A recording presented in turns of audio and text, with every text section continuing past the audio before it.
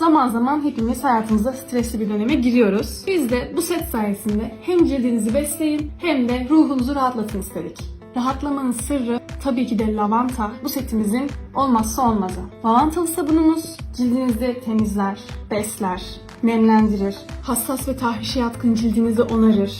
Ayrıca tepeden tırnağa bir rahatlama için tabii ki lavantalı katı şampuan. Ayrıca yanına limonlu katı şampuanımızı koyduk. C vitamini deposudur. Saç telinizi besler, saçlarınızı hacimlendirir, parlak hale getirir. Stresinizden arınırken cildinizi onarın, cildinizi besleyin, ruhunuzu iyi hissedin, kendinizi iyi hissedin. Bu sete web sitemizden sahip olabilirsiniz.